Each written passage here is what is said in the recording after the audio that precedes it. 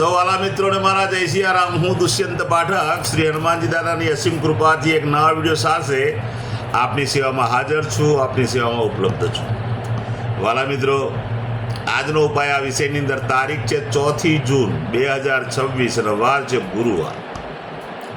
વાલા મિત્રો, પંચાંગની જો વાત કરીશ તો હાલમાં અધિક જ્યેષ્ઠ મહિનો ચાલી રહ્યો છે, કૃષ્ણ પક્ષ ચાલી રહ્યો છે, ઉત્તરાષાઢા નક્ષત્ર, શુક્લ યોગ, ધનુ રાશિનો ચંદ્ર અને વૃષભ રાશિનો સૂર્ય છે.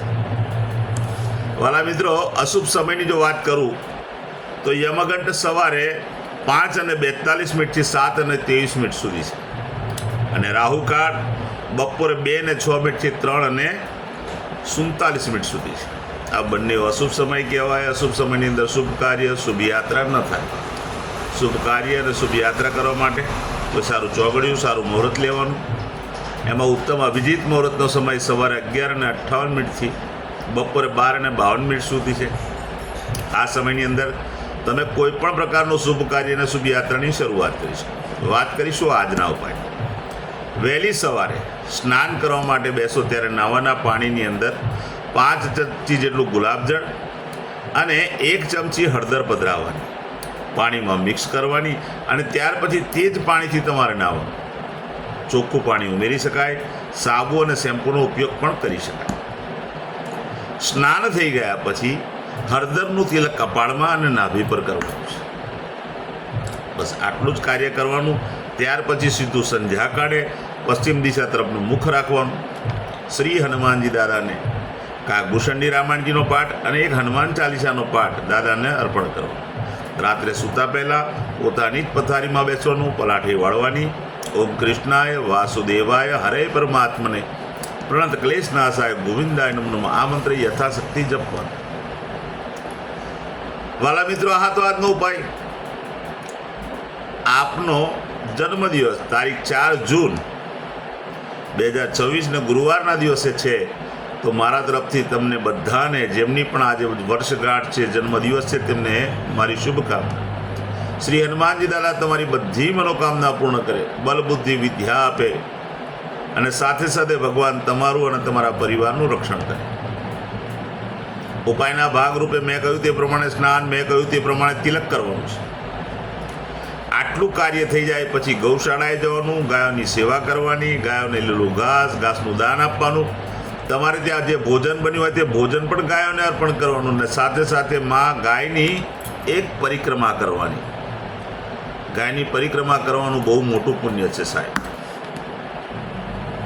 ત્યાર પછી સંધ્યાકાળ થાય ત્યારે ચણાના લોટમાં બનેલું ફરસાણ નાના બાળકોને, જરૂરિયાતમંદ લોકોને, શ્રમિકોને અને વડીલોને તમારે ભેટ સ્વરૂપે આપવાનું છે. બીજી એક ખાસ વિનંતી, ભગવાન વિષ્ણુના મંદિરે જઈને કોઈ પીળું વસ્ત્ર તમે જો દાન કરશો અથવા પીળું ફળ દાન કરશો તો પણ ઉત્તમ પરિણામ પ્રાપ્ત આખું વર્ષ થશે. જેમની મેરેજ એનિવર્સરી 4 જૂન 2026 ગુરુવારના દિવસે છે, બધા જ વાલા મિત્રોએ સવારે સ્નાન કરવાનું, વડીલોના ચરણ સ્પર્શ કરવાના, આશીર્વાદ મેળવવાના. પછી તમારે તમારી માતાને જ કોઈને કોઈ ભેટ આપવાની છે. બસ એટલું જ કરી લો, કારણ કે પહેલો ગુરુ એ માતા છે. માતાને ભેટ કરજો.